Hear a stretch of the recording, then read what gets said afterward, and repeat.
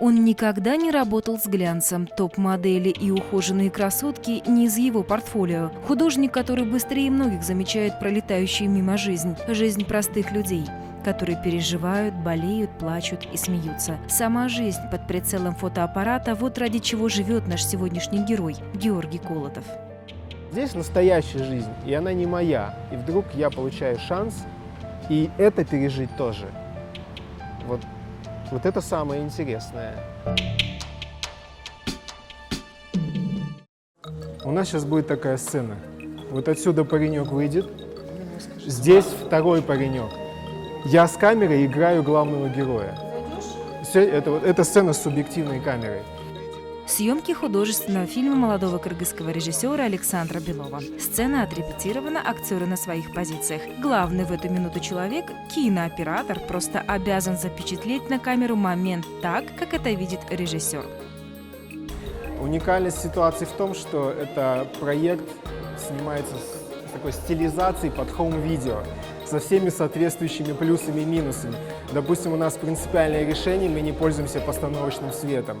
То есть, в том числе выбор меня в качестве оператора-постановщика был в том, что я крайне редко вообще пользуюсь постановочным светом, благодаря моему предыдущему опыту работы в фотографии.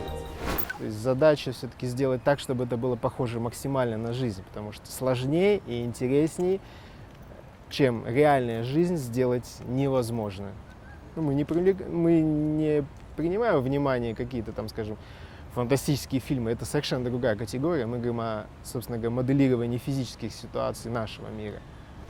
На съемочную площадку Георгий Колотов попал не сразу. Поначалу судьба заставила его постичь навыки монтажа. Он занимался созданием роликов, музыкальных клипов и документального кино. Но именно этот опыт позже позволил довольно уверенно почувствовать себя в роли кинооператора.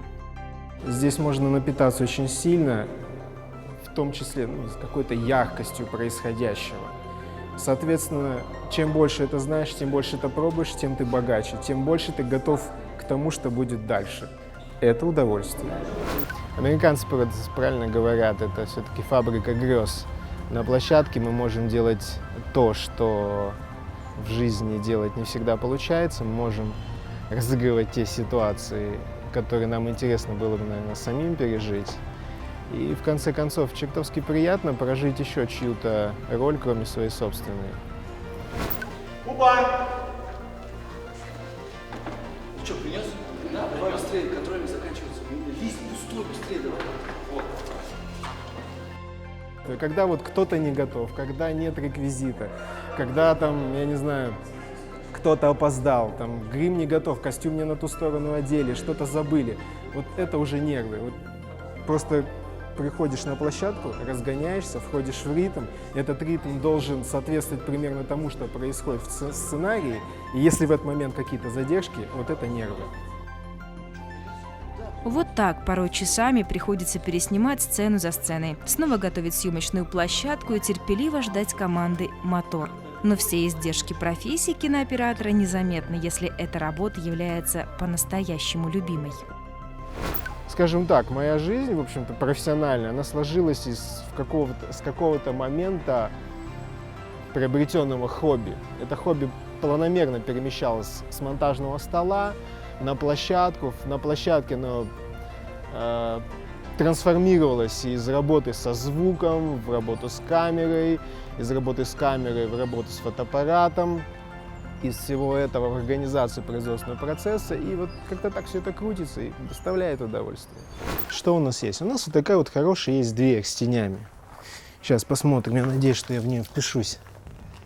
И попробуем, возьмем ее и щелкнем. Фотографией Георгий увлекался давно, но только после знакомства с киноиндустрией ему всерьез пришлось заняться этим непростым искусством. Он никогда не стремился запечатлеть на пленку нечто красивое, яркое, словно специально подготовленное для фотосессии. Жизнь, меняющаяся каждую секунду, вот предмет его вдохновения. Исчезающая реальность, которую можно остановить на миг. Вот тень такая хорошая такая приятная тень. Я это место знаю достаточно давно и, в принципе, люблю сюда возвращаться. И вот мы смотрим, как этот рисунок, он меняет дверь. В принципе, можно посмотреть, вот, что происходит с рукой. Есть такая хорошая поговорка у фотографов. свет рождает тень, а тень рождает объем. Вот ради этого нужно приходить. Казалось бы, совсем непримечательные развалины одного из дворов Союза художников. Именно здесь Георгий периодически тренирует свое фотомастерство. В этих условиях, в таких вот жестких условиях освещения, жесткий свет солнечный, жесткая тень, провальная до черного, очень интересно учиться работе с формой, искать что-то новое, то есть как выглядит объект. В постановочной съемке будет время для экспериментов, вот в боевых условиях репортажа не будет. А здесь вот такие тестовые, тренировочные, такие спортзальные условия. Все можно попробовать, посмотреть, научиться и в дальнейшем просто не допускать ошибок. Еще одна необычная черта художника. В обычной неприглядной разрухе увидеть что-то свое, оригинальное, достойное фотокадра. И надо сказать, Георгию это с успехом удается. Любовь вот именно к поиску объема, к поиску светового рисунка. Совершенно не важно, на чем это лежит. То есть можно поискать что-то красивое, но разницы между тем или этим в оттачивании именно работы с формой не существует. То есть да, гораздо интереснее там поснимать какое-то очень красивое здание.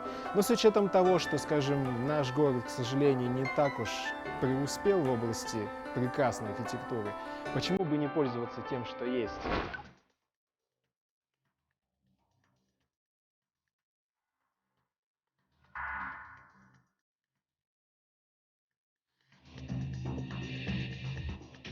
Другой Бишкек. Фотовыставка с таким названием и стала результатом прогулок по родной столице. Георгий вместе со своими коллегами прожил несколько дней вместе с городом, и результат превзошел все ожидания. Опять же, за эти 5 лет очень много людей участвуют из года в год, и мы видим, как эти люди прогрессируют. Это просто потрясающая вещь. То есть, если первые снимки были там совсем детскими, то сейчас это очень серьезные вещи. Многие люди уже выходят не просто на профессиональный уровень, а очень серьезное мышление, когда они задумываются вообще о социальных последствиях, все, что они могут сделать. Это очень-очень воодушевляет.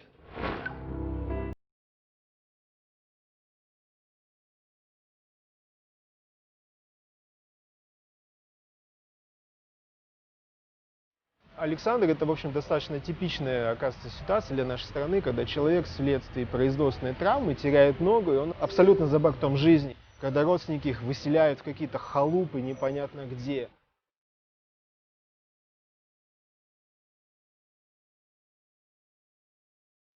Есть в жизни Георгия совершенно особенные страницы. Минуты, дни, месяцы, когда он в буквальном смысле погружается в жизнь героя. Ест, пьет, беседует, живет рядом, используя так называемый эффект попутчика, тем самым добиваясь абсолютного доверия к себе.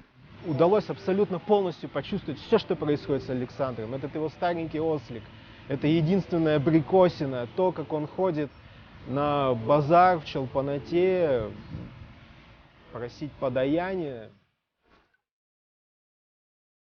Так ему удается снять совершенно уникальные кадры, которые говорят сами за себя, не требуя дополнительного перевода. История с Александром, отснятая несколько лет назад, до сих пор не оставляет равнодушным ни одного зрителя. Ну, это просто переворачивает абсолютно полностью сознание. Но проблема. Наше общество на данный момент становится готовым оказывать помощь детям, но абсолютно не готово оказывать помощь взрослым людям в таких ситуациях.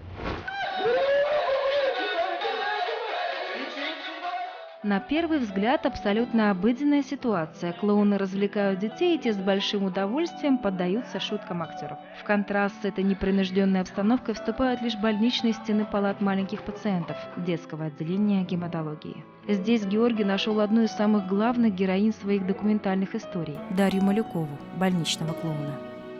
Она работает на самом тяжелом, наверное, фронте работы в больнице. Это детское онкоотделение с огромным количеством терминальных больных. Это те, кто, вот, к сожалению, оказывается в этом отделении для того, чтобы закончить свою жизнь. Я не могу себе представить вообще, насколько прочна ее психика, чтобы регулярно вот переживать вот такие совершенно чудовищные моменты.